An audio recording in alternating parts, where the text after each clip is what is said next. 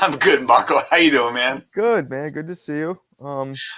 As I I see we told, dressed the same for today's interview. yeah, last time we saw each other was, I don't know if you remember, was at John Scully's event he did at the Yeah, which one was yeah. it? What place? Dallas Well, last Barbecue. year we did the boxing amateur boxing reunion. Yeah, Yeah, that was fun. That was fun. that Um, was. yeah, it was cool seeing all those people, and I mean, there's a bunch of people that I hadn't seen in years, from the New York scene. And then people like you who came from out of town. Yeah, that was. Well, you know what's really fun is this kind of dawned on me a couple of years ago, and I know you'd relate to this, but like Scully and I fought, right? And whether you agree or disagree, he was awarded a decision that a lot of people in the audience, including myself, didn't quite agree with, right? As amateurs, As obviously. amateurs. Yeah. And without question or doubt, he went on to be a far more accomplished fighter than I am. So proper respect and credit given. And he'd say later, "Hey, listen, when I was fighting you, I was like 18 or 19, and you were 23 or 22." He goes, "I was like fighting a man." He goes, "I was really intimidated, and it was early in my career, and blah blah blah." But he was given a decision, and they didn't want us competing in. We were New York fighters fighting in Massachusetts, and they wanted to kind of phase that out. And I have no grievance with any of it. I just don't like losing, right?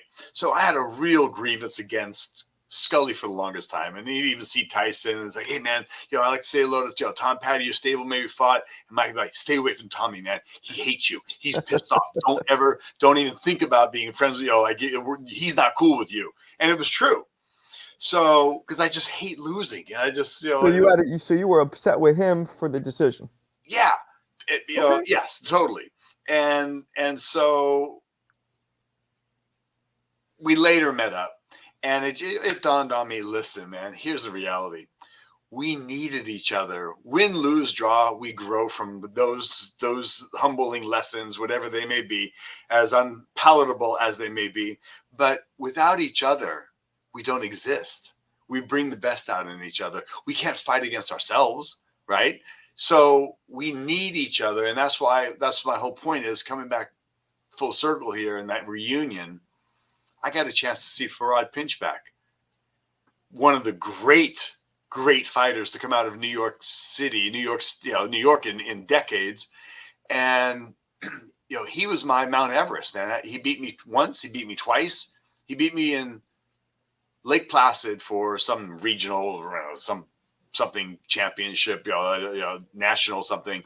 Then he and I drew each other, and we fought Empire State Games, and I got the silver medal, he got the gold, and then we met New York City semifinals in the Golden Gloves. Okay. And so I beat him on the third fight. Okay. And it kind of advanced me as where I was going to go, and maybe sidelined where he was going to go, win the gloves, turn pro, and whatever. And I hadn't seen him ever since that fight. Right. And his career didn't go as far as it perhaps could have or should have, and Which maybe is under the different case management or with something. I most don't know. fighters. Yeah. Yeah. So seeing him in Times Square, and he's like, "Where's Tom Patti?" He came over to me, gave me the biggest, most loving hug. With both of us had tears in our eyes in that reunion, and I'm so humbled by that experience. That's Where great. here's a guy that we were rivals. He beat me 2 out of 3 times. I kind of maybe beat him when it mattered the most in the gloves, or so. Right. I don't know. Who cares? Well, He was far better fighter and way more accomplished. But for me to have that kind of reception from him, I had some meaning in his life, and equally he in mine. that's And great. so this is, again, going back to what I said, is like we needed each other to Right. push each other and to compete against each other and to be better because of each Right. other.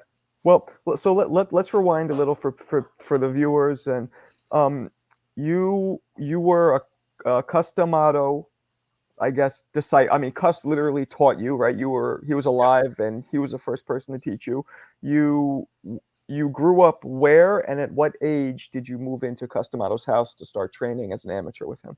So great question. So first, let's back up. My father was trained by Cus D'Amato back in the 40s. He Oh, he and Floyd Patterson were stablemates, won the Golden Gloves wow! together, I didn't know that. and so that's how I ended up with Cus. Now I That's began amazing. boxing Okay. in Stockton, California. I was Okay. 16, found a gym on my own, and started fighting. And I knew my interest in boxing exceeded Stockton. So after high school, a couple years into boxing, I moved back to New York to live and train with Cus D'Amato. So myself, Tyson, there was Frankie Minicelli, Danny Bucci, Matthew Jacobs, the Hilton brothers, Greg Walsh. Kevin Rooney, right? A lot of guys came and went. Kevin Rooney, right? Rooney was there, of course. He Right. just got married and he was living out of the house by then. But we were part of that fraternity. And I was, in the end, Mike and I were the last fighters living and training with Cus. Okay. Okay. So you and Mike Tyson obviously started together. Were you there before Mike or same No, time? no, a couple years after. Couple years after. Okay. And now how many amateur fights did you end up having total?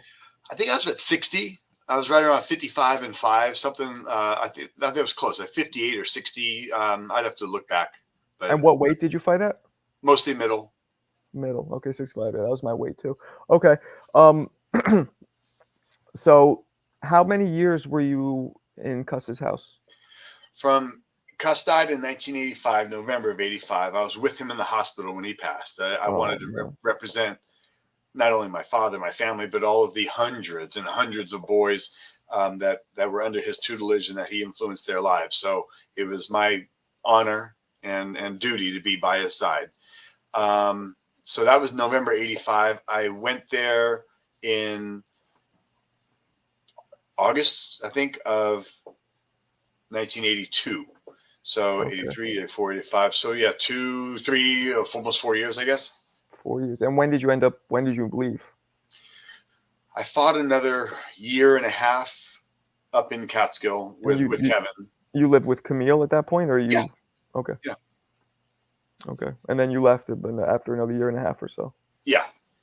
Yeah. I fought the Golden Gloves one more year, the Golden Gloves with the pinchback fight and all that. And then I had a nose operation that I wanted to turn pro. And I had a nose operation to kind of fix the deviated septum and the break that wasn't ever healed. And then while that was healing, I got in a car accident that broke it again. And then by that time, I was like, you know what? I've had 8 or 10 nose operations just to keep fighting. And I was like, you know what? Without Cus there, I didn't really trust anybody else for my career. And I just decided to move on. Well, so let me ask you. I only ended up having one pro fight on the books, right? And I was very skilled, but I often regret not giving it a real college try in the pros. Do you ever feel that way? I mean, listen, we're fighters, so we want to fight, right? And when you're gone for years, you remember the glory, you miss the glory, and you forget about the difficulties, the injuries, or whatever may be.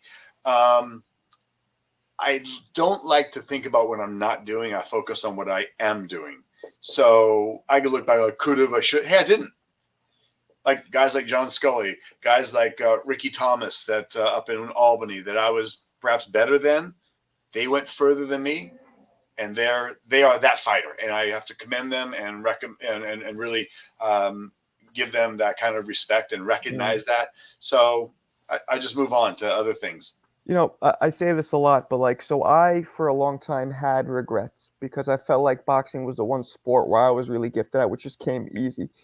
But since I started doing content, what I'm doing now, and over the years, as I've gotten to know a lot of former champions, top 10 guys, whatever, as I see them age and progress, I've seen that the majority of fighters, not all, the majority end up either broke or with neurological damage of some kind, or forgotten, and now that kind of put more to ease my regrets that I had. Like, okay, there's a good chance because so many fighters, you see it. Some people have no memory now, or some people slur when they speak, or develop CTE, or So I'm kind of glad I didn't, because I feel like at the age we were, and I don't know how it was when you were in Cus's gym, but when I was there, Kevin was running it. We didn't wear headgear. We sparred. That was just the thing. We never wore headgear. There you go. And I learned as I got older, that's not normal. Like most gyms make you wear headgear, Right. So but I don't believe in headgear. So I believe in the skills of how to evade the punches. That's what Cus taught. So if I were to look at it, Marco, okay, so, would I, could I, how would it, what would have played out differently? First off, as Cus would say, not all my fighters become champions, but if you apply the same principles that you'll gain from this sport, that character development applied, you can and will become successful no matter what the endeavor is. Okay. And what's that? Hard work, sacrifice, positive affirmation, creative visualization, you know, meditation, hypnosis, whatever it might take to help you, break through barriers and overcome challenges and obstacles and reach your full potential. Cus really worked on developing a person's character. So from boxing, I became an actor for 13 years. I wrote, directed the theater, TV, movies, some things big, some things struggling to move along, whatever. So that was a new challenge for me to exceed in. Okay. And big challenge, a lot of rejection. Now, being masochistic that I am, I go from boxing to acting, and now I'm full blown in politics. So you've got three of some of the most challenging endeavors where you have to have thick skin on all three of these. Sure. You're challenged psychologically, physically, spiritually, emotionally, psychologically, mentally, philosophically. I mean, all of these things come into play that have been part of my transition through life, I guess, from one journey to another. And I just don't look back with that regret. But I'll tell you this. I went, and you may have been in the gym. I went back to Catskill. Cus and Mike had separated, which was troubling for me. But Cus also told me in the hospital that he was going to replace Kevin when he got out of the hospital, which was also upsetting. Wait, what do you mean? Kevin and I were very close. Cus was going to replace Kevin? Oh, 100%. We'll replace him in terms of being Mike's trainer? 100%. Why? So I'll tell you the whole full story. And I testified to this effect because Tyson was being sued by Kevin for the... I was up in Catskill during that lawsuit. That's when I was... Yeah, okay. I remember that. Yeah. All right. So when I went to see Cus in the hospital in Albany before he went down to Mount Sinai in New York City, came in, sat down with him, Cus, how you doing? And so he goes, he's being gruff. He goes, how's that Rooney guy? Now, when you say that, how's that Rooney guy? He goes, I said, he's fine, Cus. He's Cus. He goes, oh, then I'll have to replace him when I get out of here, when I get out of the hospital and get back home. And now that causes me concern. Kevin resumed his professional career at one point. Mm-hmm. Kevin and I were sparring partners. Kevin was my trainer. Kevin and I were close. Kevin and I pushed each other. Kevin was an exceptionally good fighter. Kevin was very good. He was. Kevin brought the best out of anybody. I saw him get in the ring with all three of the Hiltons, or four, Davey, Matthew, Alex, and the youngest was Stuart, who later passed away. Kevin got in the ring with all of these fighters that were excellent and bangers, and he gave them more than they could handle and then some, right? And these guys were future champions. Right. So Kevin was no slouch. He was a real good pro fighter. He had tenacity. He had heart. He could fight. Okay. Yeah. Couldn't punch his way out of a wet paper bag, but that guy could fight. Yeah. So he and I are now really close. Now he's my trainer, he's my sparring partner, and we've got a good bond. Now you're telling me you're going to be replacing my trainer, basically. Mike's trainer is my trainer.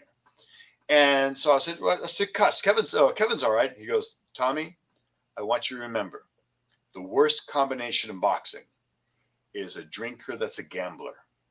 They make decisions based on a higher calling, and you can't trust them. And that was Kevin. Wow. And that's the truth. Now, let's go back to how we started going down this path. I was just starting to say, I went back to the gym. You may have been there. This is a couple of years after I got out of boxing. I left. I was done. I went up there, and he had a stable of guys. Mike and Kevin were no longer together. And he had a stable of guys, and Stan Hoffman was there, one of my dad's friends. He was manager, and for some of the fighters that Kevin had.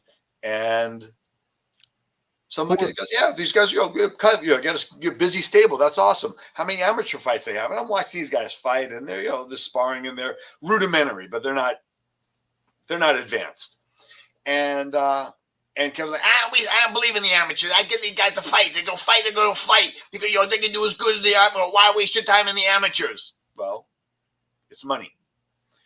Their records were 3-3, 2-2. Do you remember who the fighters were? Do you remember who the fighters were? I'm curious if I was there at the time. They all came and went. They all left. But my whole point is, okay, Kevin would just fight these guys against anybody because he needed the money. And that's gambling debt. And man, going back to Cus's you can't depend on a person that's a drinker, it's a gambler, because they make decisions based on higher calling. Okay. So somebody calls up from Atlantic, say, I need an opponent. I got somebody. Yeah, how much you gonna pay? All right, he'll be there. Okay. And their records reflect it. When your record is 2-2, when your record is 3-3, your record is 5-3, you're being mismanaged. And there's somebody making decisions that aren't healthy for your career. And so Right. knowing that, seeing that, Marco, I'm glad I walked away. Well, why did Kevin continue then to train Tyson for a while if Cus did that word just never get down to Kevin because Cus died? Or what? Yeah, I never told Mike that Kevin was going to be replaced. I never told Jimmy or Bill Caton or the managers, Jimmy Jacobs, that we were close to. I never told them Cus said he wants to get rid of Kevin. I'm not there to upset the apple crate. Right. That was Cus's decisions and Jimmy Jacobs and the management team. I'm not part of that. I'm not there to interfere it. So you testified for this. Obviously, I don't think it worked because Kevin ended up getting the $4 million judgment. They gave him basically a severance package. He was suing for 20-something million dollars of Mike's earnings and future earnings and whatever, and they gave him some money. So did you and Kevin? I assume you testifying ruined your relationship with Kevin, right? Probably like 10 years later, they did a reopening in the gym. This is going back 10, 15 years ago, and Kevin was there, and I gave him a hug, and he was cool. Yeah, we were cool. I just testified to the truth. That's it. I didn't have a grievance. I didn't have a side. I love Kevin. I respect Kevin. I appreciate Kevin. Very important part of my life. Equally the same for Cus, and most definitely the same for Mike. So I'm obliged not to do a favor for anybody, but to speak the truth. The truth. My memories of Kevin. I was an amateur at the time, so there was no money being made off me. I drank a lot. Was a trigger temper. You know how he was, but he was a really good person from what I remember. Agreed. He took all these. Some of us were. Well, I was the only 15-year-old, but he took all these people in his house, would train them, would share his house with them. Was very warm. Was a good person, but would always be at the OTB, right? Is that what it's called? Would always be gambling at the OTB. Would always be drinking and arguing with his girlfriend. And but somewhat of a father figure to me, I guess, for the couple of years I was up there. And obviously he's suffering from dementia really badly right now. Yeah. To the point where I spoke with his son recently to where like he doesn't even talk. I mean, my father had dementia, so I seen it. He just is. It's basically like a vegetative state. It's sad. Yeah. He's only 60-something years old, 62. I know. No, it's very sad, and I wouldn't wish that on anybody. It's a sad way. And medically, they say that when you mix heavy alcohol drinking with head trauma, that's going to happen at a way younger age. Is what I've been told. Yeah. So, okay. So you ended up forming quite a good friendship with Tyson, right? With Mike. Yeah, Mike. It's a friendship that endures. Mm-hmm. And you guys have been friendly and in touch throughout this whole time? Yeah. There's a period. I mean, listen, I've done my own thing. Our lives are intersect, and I'm doing my own thing, and Mike's doing his own thing. And there's people, when you had the Rory Holloways and John Horns, and and even Robin Givens, they try to divide and conquer, and they look at me as a person that's got a relationship with Mike, so therefore, let's keep him out so we can have more control or more influence and some whatever. I'm not there to interfere or change anybody's life. I'm there to be a big brother. I've advised Mike in many ways in the past. Years later, he'll come back to me and say, "Man, you're the only one that ever fought for me to put money away or do things." He goes, "Man, thank you for always." And I've never taken money from Mike. That's probably one of the reasons why I'm still close to him. I've put more money in his pocket than he's put in mine, put it that way. Now, Mike's helped me run for office. Mike launched my political career, and it was Mike's idea for me to run for office to start off with. So I know I owe Mike a great amount. He's done so much for me, and in no way, shape, or form, am I aggrieved that other people made millions from Mike, and that's not my friendship with Mike. Is not about money. My friendship with Mike is a fraternity, a brotherhood, a loyalty to Cus. I made a promise to Cus in the hospital to look out for Mike, to kind of be the big brother, and I'm glad I did. Cus also, when he was talking about replacing Kevin, he had mentioned, he goes, I want there to be a role for you. I want you to have a role in watching out for Mike. That's what he said. He didn't promise me you'll be the trainer. You'll be not where I was an active fighter, but he said, I want you to have an active role in looking out for Mike. Wow. So Yeah. I said, I will, Cus. Don't worry. I'll look out. I'll always be looking out for Cus. But I had no thought that Cus is going to be dying in the next few weeks. I thought for sure, He'd Cus make it. would be out of the hospital. Yeah, I mean, people don't realize, it was only a few years I was up there, but like Hasim Rahman was with me, and we're friends to this day. Jeremy Williams. I mean, you really build such a crazy bond. Yeah. There's like a boxing. They say the double B, boxing brotherhood. It's a real thing. Yeah. Agreed. It's a real thing, and it's So you knew Stan Hoffman, then? That was Stan managed Rahman. When Hasim came up, he was an amateur. So he didn't have a manager. He was literally, I saw him fight the #1 ranked heavyweight in the world in his second amateur fight. And he lost, but he came this close to beating him. A guy named was Joel Scott, if you remember him. No. Yeah, well, no, so I didn't know Stan Hobb. I don't think Hasim had a manager when I met him. This was in '92 that I met him. Okay.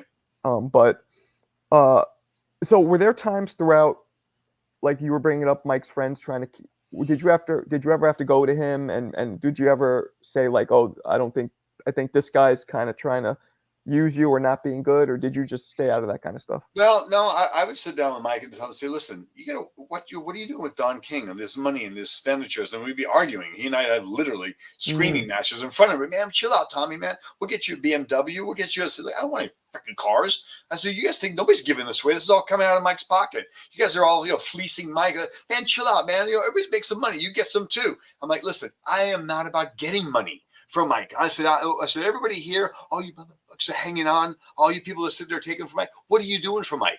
And Mike would be like, man, Tommy, chill out, man. You're always, pushing, you're always stressing me about money, man. You're always talking about money. Man, you got to chill out, man. I don't care. I got so much money. I don't care. Let them take it. I'm like, all right, Mike. I said, you say that now, but I think you're going to end up regretting it later. I said, I'm looking out for you. You need to, give me 10% of what you earn. Let me buy apartments. Let's get some residual income, buy some real estate, do something that's going to make you money outside of boxing. Man, Tommy, man, don't worry about it.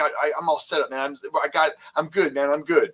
And that would be where those conversations went. And that's fine. I didn't, every time I see him, I didn't fight and beat him up over it. I wanted to, look out for my little brother and see how he's doing psychologically and mentally, emotionally. We go for walks. We talk about life challenges, where we are, the journey we're on.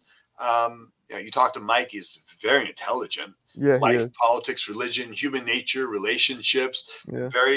Mike's very not only well-read, he has a photographic memory. So I always learn and listen when talking with Mike in so many ways. And he's philosophical. He's retrospective. He's, Mike's a fascinating person, and I'm very lucky to have had him in my life as I have.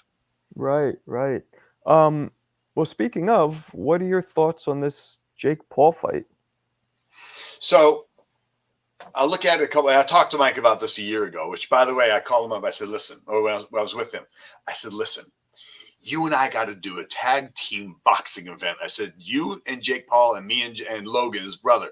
I said, I'll start off. You don't even have to get your gloves wet. I said, I'll knock out the brother in the first round. Or I said, at the end of a round, we can tag team and go back and forth and put together some fun rules. And Mike's laughing. He's like, oh, man, because nobody's ever done that. Because Mike loves wrestling, tag teaming and all that. So it was a fun idea. I said, but listen, I said, all jokes aside, I said, if the opportunity comes for you to fight Jake Paul, I said, Mike, this is a no-brainer, because the management rule in boxing, if you're a smart manager, most amount of money, least amount of risk.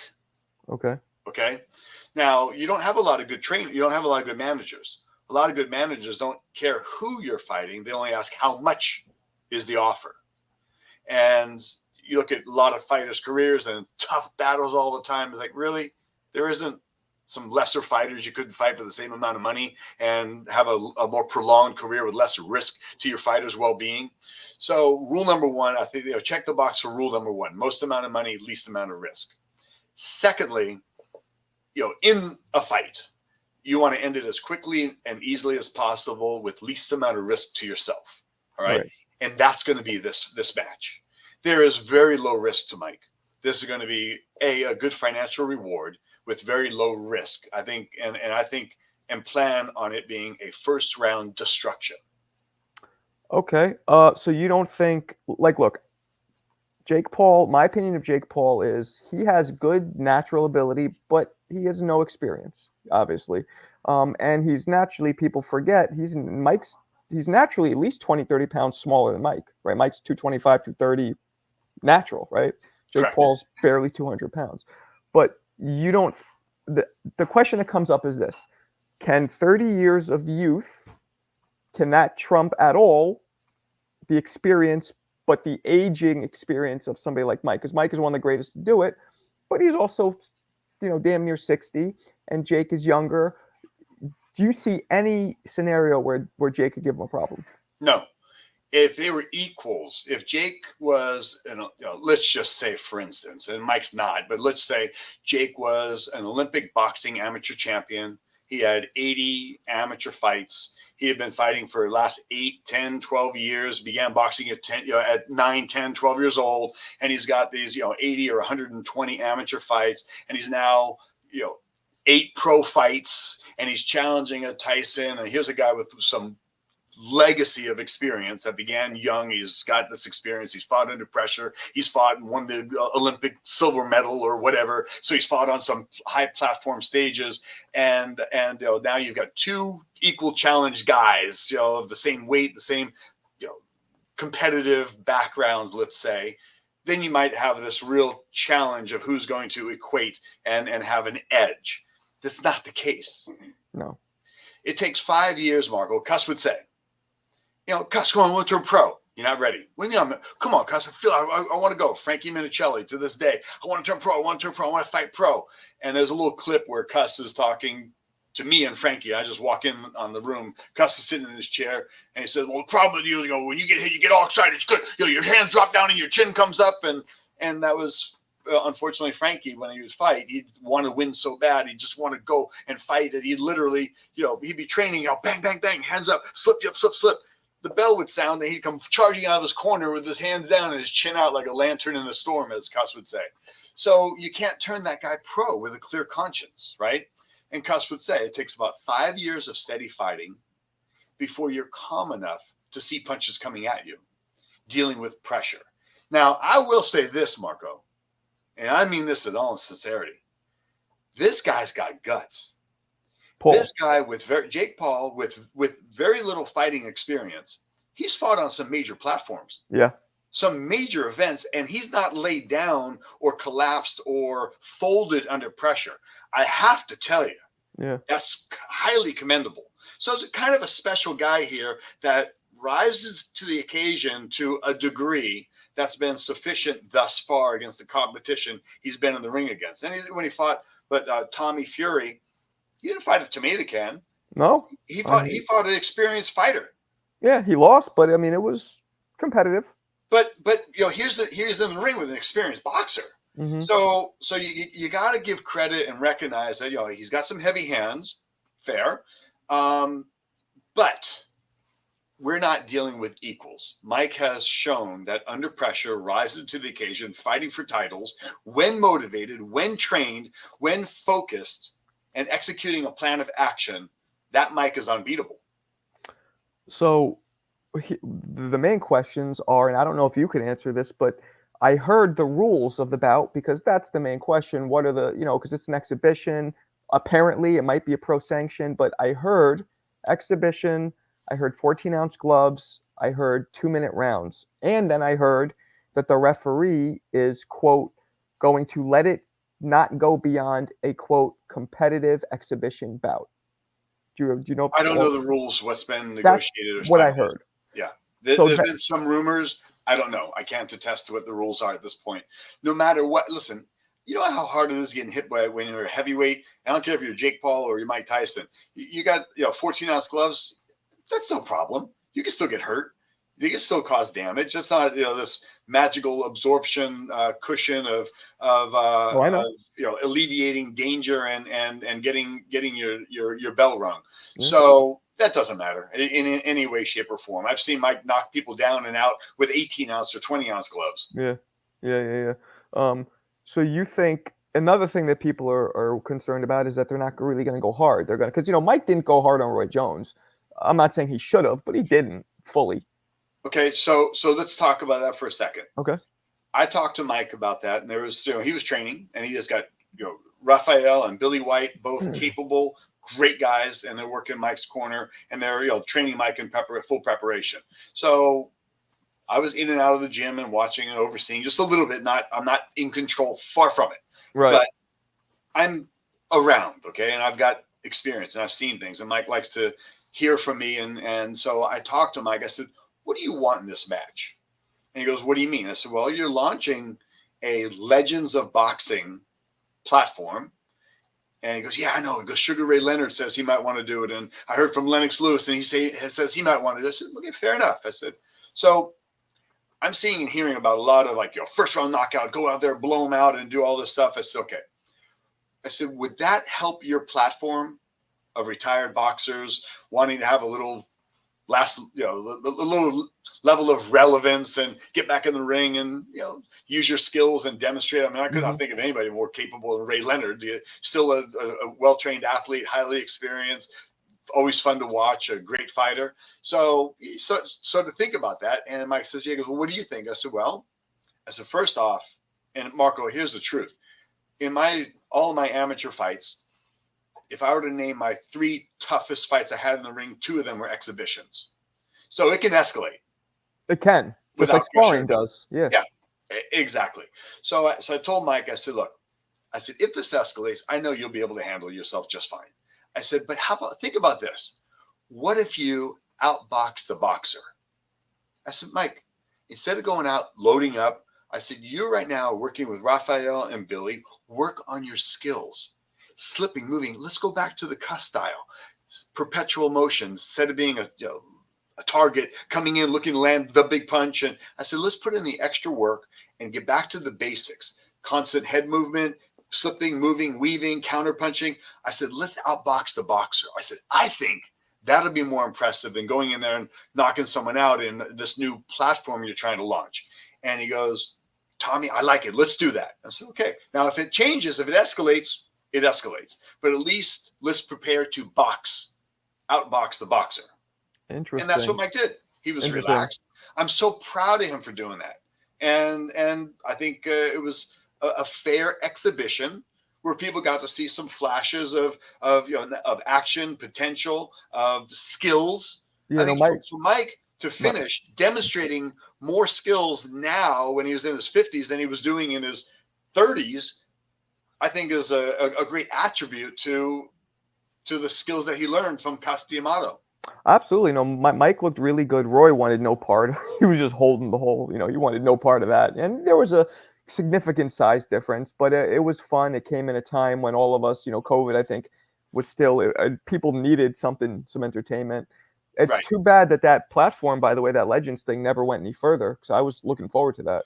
Yeah, it's, I mean, I have no idea about the business, what did or didn't work out or how it penciled out.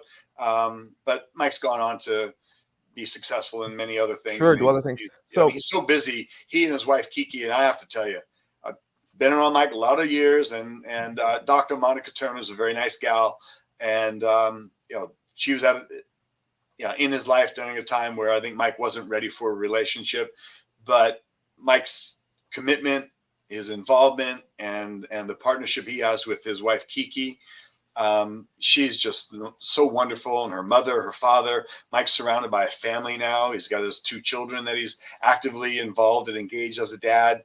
I'm proud of Mike and just thrilled of that support network he has and the family structure he's able to enjoy at this time in his life. Yeah, I've only met Mike once when I was up at Kevin's. Obviously, he was in prison actually at that time, and he was no longer talking to Kevin anyway.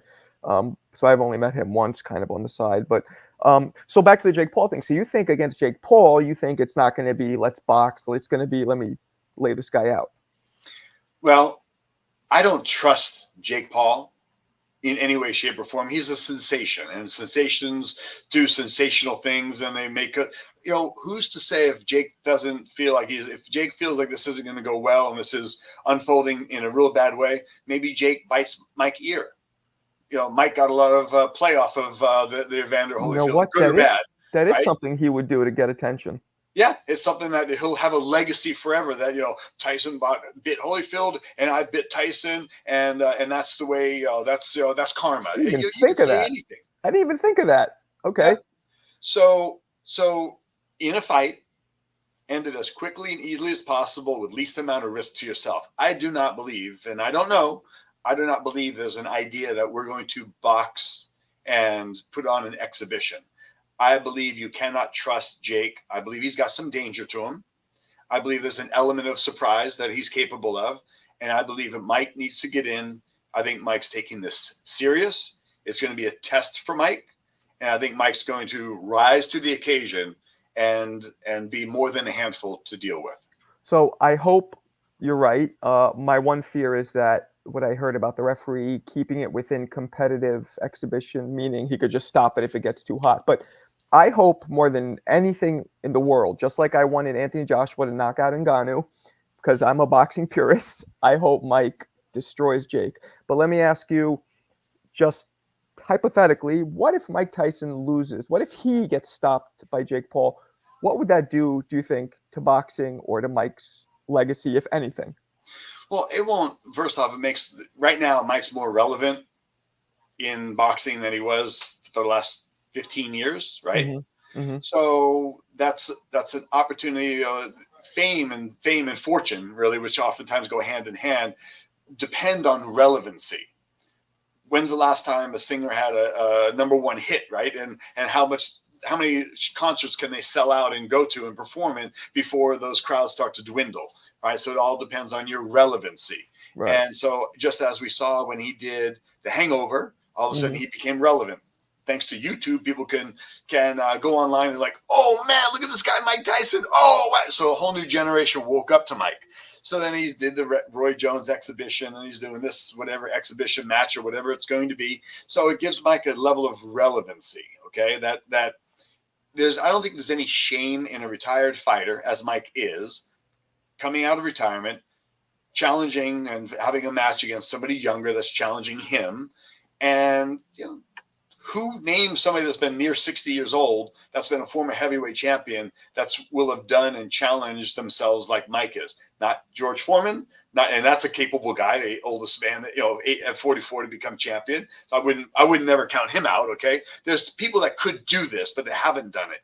You didn't see Muhammad Ali did. You didn't see Joe Frazier do it. You've seen a lot of the times they attempt comebacks and they're very short-lived. So you've got Mike that's been an exceptional athlete. Still has speed, still has power, still has clairvoyance in his mind, very clear focus. He was telling me they did a recent CAT scan, and the doctor said 0 effects or show of any damage to your brain. 0, negligible. He goes, your skull, your brain, your everything is in such perfect, pristine order. I would have never known you were a fighter. Is exactly what the doctor had said and what Mike told me a year ago. That's great. So you've got a person that has motor skill, speed. Let's say Mike's declined 15%, not 50%. Mike's declined 15%. No, he looks pretty close to how he used to when you see this. But if you were to stretch it, so he's not quite, doesn't have quite the same speed or strength. If you were to say that, right. So 85% of Mike at 57 years old is, in my opinion, superior to probably the vast majority of anybody in the ring now. Now, the question is if you can focus, work hard, execute, stay disciplined, and put in that extra effort to advance up the ranks of who you're fighting. But in this instance, against a Jake Paul, I believe there's a level of competitive nature to it. But I believe there's going to be, Mike's going to be at a level above anything that Jake Paul can handle. I agree. I guess there's a little bit of that Holyfield versus Belfort flashback that you get where I guess the question is, this is an actual question, it's not rhetorical, and I don't know if you know the answer, but does age impede on your ability to take punches? So we know that Mike offensively looks almost how he used to be, but do you think being older could maybe make his punch resistance less? I don't think so. I'm still in the ring on occasion, training and sparring and working out, and I don't have having that experience at all. I think, taking a punch there's neurological and there's psychological. So you see some people, they get hit a couple punches and they've lost their heart to Yeah. continue, and they become game quitters, lay against the ropes. I just mean like Holyfield. If you saw, he got hit with a couple shots that in his prime he would have just smiled, but he got all wobbly, and you wonder, was it the age or what was it? And that's a fair question. There's the neurology to getting hit, and the physiological effect is part of it. And where is Evander compared to Mike? I think Evander took far more punishment in boxing than Mike did. There's a factor to that, Marco, that I've never thought about or considered. And I'm certainly not a doctor or a neurologist to equate that probability, but.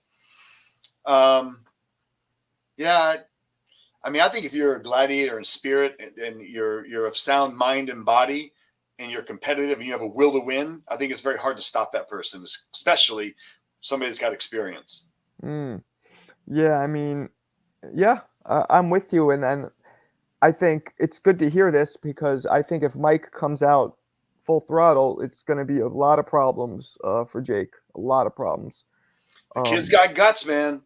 This kid's got guts. He's got heart and he's got guts. There's no dog in him. You have to recognize this guy's risen to the occasion, and there's no dog in this. In Jake I will say one thing though, you're right, but Jake has never been in front of anybody.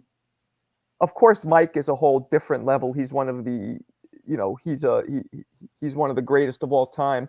But Jake's never even been in there with somebody who's a real threat in terms of power punching. Has he? And maybe I'm missing something. I don't think he has. I don't know. I don't know Tommy Fury's. No, he's not that hard of anything. But he's not a weak puncher. He's a capable fighter. Right. That's a great point. That's a good point. We don't know how much heart he's going to have once he gets caught with a couple. And what people don't realize about Mike, and you know this, that I always tell people this, Mike's power always stands out. But what was so impressive, and Roy said this, people don't realize Mike's footwork and how quickly he moves and comes in. That is what throws people off. Correct. That's what's going to make Jake's going to be like, whoa, he's in front of me before I even blink, and now I'm getting hit. Right. And what's he going to do? Right. And that's true. When you're evasive like Mike, everybody thinks about Mike with this power, but look at the angles, look at the movement, look at the setup. And I learned all of how the twists, the springs. Yeah. We know how to do all that. And Mike just does it at boom. Yeah. Yep. Yeah. And when Mike does that in later parts of his career, he was lazy. He wouldn't do that.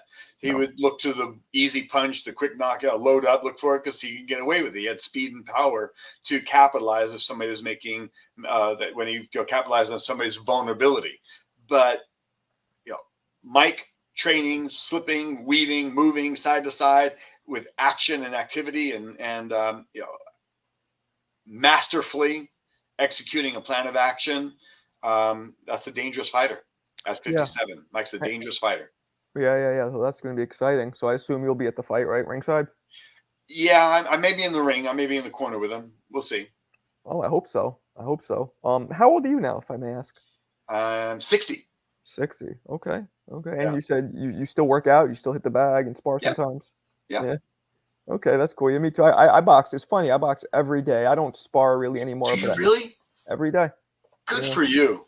Yeah, it's not only is it because I'm 47, so this. Once we get in our 40s, doing exercising is so much more important physically, but also mentally. You could attest to this, right? There's nothing more gratifying than getting that endorphin rush after a workout, right? Yeah, you feel great. So agreed. That's why I do it every day. Yeah, I still do it every day. Good. That's a good discipline. It's good to get out there. I'm sporadic, and you would not that you know this, but honestly, 12 years ago, I was a pedestrian hit by a car doing about 40 miles an hour. So I've had a bunch of spine surgeries, and I'm not dead. I didn't get killed. I'm not in a wheelchair, so I'm lucky and blessed every day of my life. But it definitely took I can work out, and then the spine spikes of pain start to increase. Lumbar or thoracic or what? All of it. I've had neck surgery, thoracic, and lumbar. So So they right now, fused it? You had my right leg is numb. My foot is on fire as we speak. oh It's like, Jesus. but I walk, talk, and I'm doing fine. So I have no complaint. I should be in a wheelchair or dead. So So that does affect your ability to work out then, right? You're saying? it does. If I start lifting weights, then it loads up the spine, and then the discs and the pain and the spiking increases. So it's somewhat of an excuse, because I'm sure if I did more yoga or Pilates or more of this or that, it might be better. But I'm busy as a dad and as a county supervisor. I'm running for mayor of Stockton, so I've got many irons in the fire. I keep busy, and I'm lucky and blessed to be as mobile and doing what I'm doing. Yeah, man, that's great. I hope you win that. All right, well, before I let you go, I wanted to ask you, I always ask people this, if you could name for me first your top 5 greatest fighters of all time, in your opinion. Wow. Okay, I won't rank them. I'm not ranking No, number no, yeah, one. you don't have to I'm rank. just going to name 5. Okay. Okay. You have to look at Sugar Ray Robinson clearly as Yes. on the top tier. Henry Armstrong. I mean, there's so many. Roberto Duran. You've got Willie Pep. You've got, oh my gosh, Ali. Tyson says you give more. I give more credit to Ali now than ever before, because the fact that he proved, and you don't beat him twice. This guy gets in the ring, he gave it all, and like Mike says, he's willing to die in the ring, and I was not. He goes, that guy was, there was no dog, and there was nothing but showmanship and levels of excellence from him in so many capacities. You've got Barney Ross, you've got, I mean, Sam Langford, Harry Greb. I can't even stop at 5. You've got so many great fighters. Mickey Walker, the toy bulldog, great fighters, man. These guys are epic. And, I laugh and Mayweather, top, best. Far from it. Not even, Okay. not even in the top 100. If you look at the Floyd. history of fighters, Okay. not even close. Era for era, people don't understand. There's a difference. Floyd would have beaten these guys if there was a time machine, but era for era, because there's so many advances in exercise science and genetics and nutrition and all that. You can't compare. I feel like Jack Johnson to me is one of the greatest fighters of all time, heavyweight, right? Sure. But if you put him in a time machine, I mean, Andrew Galata would have beat him just because of the size difference and the advancement. So I do era for era. I disagree. They would have, guys like that were masterful. They were fighters. They learned their craft. They had experience. They would adjust to the evolution or the speed and how the sport changed. Because the sport coming off of bare knuckles, remember, there used to be sometimes there was no round limit to fights.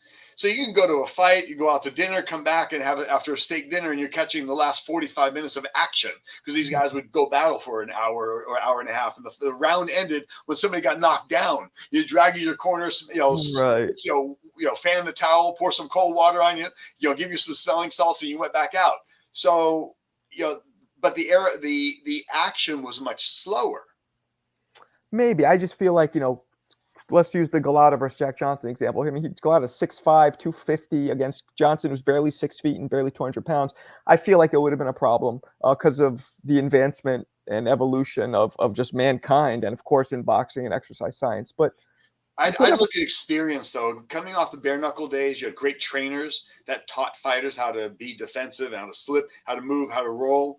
When you've got guys that are master boxers, and they were, your game is elevated. Now, if you, throughout the time, the activity in the round increased, but I think those athletes would adapt and adjust to whatever the competition level. They're champions for a reason, because they rise to the occasion.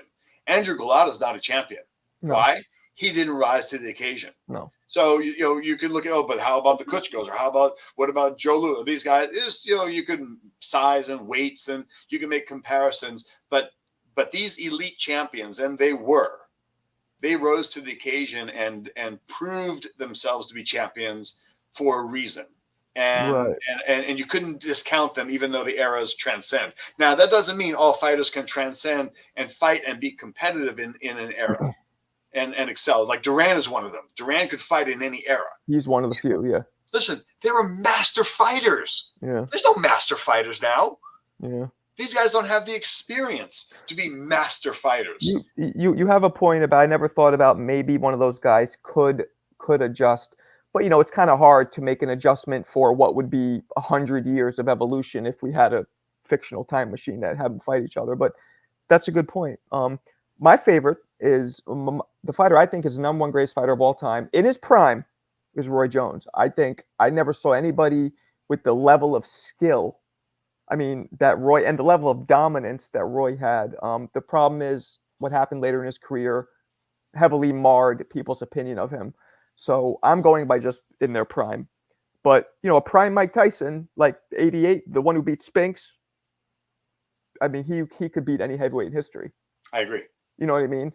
But he peaked so young, Mike. Like once, I mean, this better than anybody. Once he had his issues and he left Kevin, and like you said, he got off Cus's style, and but Sugar Ray Robinson, Roy Jones, not in order, and Joe Louis to me are the three I could think of off the top. Yeah, I didn't say Lewis, but yeah, clearly.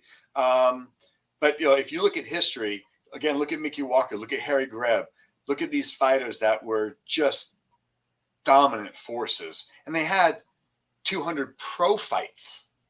These guys, Willie Pep, master boxer, Sandy. Again, you look at these guys. Oh, yeah. Aaron Pryor would have waxed Mayweather. Floyd. You have a good argument. Pryor is such an underrated fighter. You never hear him come up in the top greats, but he should be. Yeah. And he's another one that would transcend time. I could see him Madison Square Garden, 1945, 1950, fighting anybody. Or right now. Of his class. Absolutely. Oh, please, right now. Come on. These guys aren't. You've got 17 divisions, 4 sanctioning bodies. Every freaking body is a champion. There's no challengers. You've got your top tier athletes who've gone to every other sport but boxing. Not even, this is not the same sport. It's on a rapid and descension that's I don't know if it'll ever recover from. And I'll just finish with this, Marco. Somebody had told me recently, I guess statistically, back in the 50s, there were over 4,000, on average, 4,000 professional boxing cards in New York State. Last year, there were 9. Wow. So you want to look at the activity of fighters, the competition, the pushing each other in the gym to rise to even make it into the top 10 was so difficult back then. Wow. You had 8 champions, 8 divisions, 1 sanctioning body, basically. Anybody in the top 10 and probably 20 to 50 people below who's in the top 10 could fight that champion and have a good chance of winning because they were all, the caliber of fighter was all so high, so good. They fought. You look at their records. You've seen the ring record books. You look at their records. The month of July, fought July 2nd, fought July 7th, and fought July 9th and 10th, fought July 13th, fought July 17th, fought July 21st, fought July 26th. That was just 1 month of activity for any particular fighter. Yeah. Yeah. No, absolutely. They were master fighters. Yeah. It was way more. And weirdly enough, there's less brain damage back then than there is now, which I don't understand, but skills. They learned how listen, when you learned how to fight back then, coming off the bare knuckle days, you learned how to slip, you learned how to roll. And I'll give credit to the Philly shell, whatever that they may call it. James Toney was a masterful defensive fighter, much the similar of how Mayweather fights. I'm not a fan for doing this and laying back and giving your opponent opportunity to hit you from angles and continue on, because you're now passive. You're not exciting the crowd. You're not pleasing when you're laying back and waiting for your opponent to capitalize, that you can capitalize on a mistake they might make.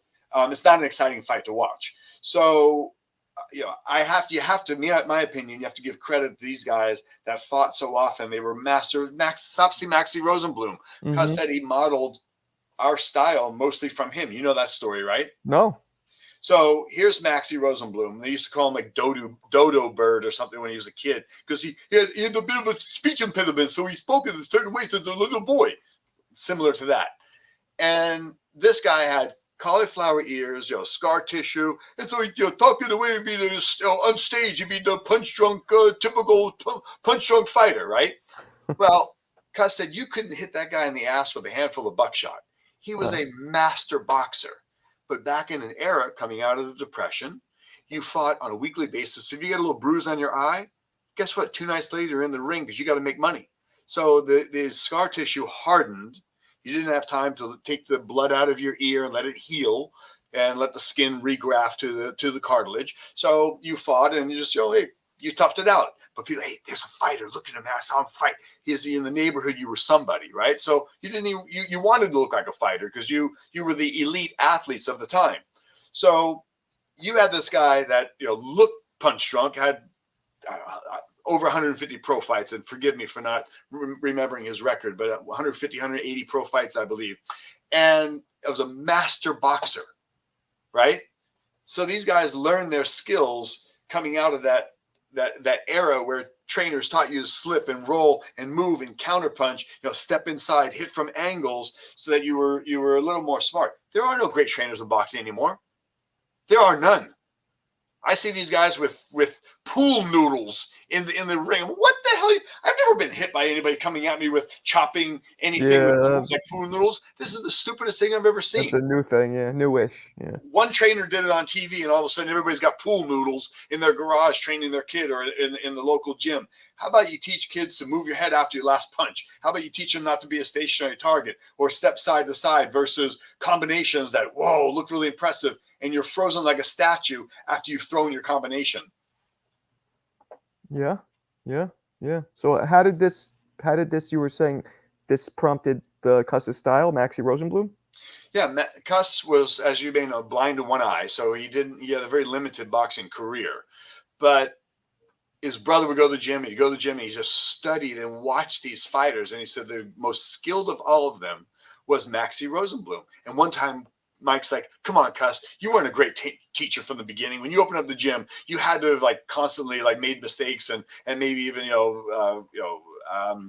lost some fighters along the way. And Cus said, yeah, he goes, and true to that point, the way Mike and I were trained in the 80s is much different than the way my father and Floyd Patterson were trained by Cus in the 40s.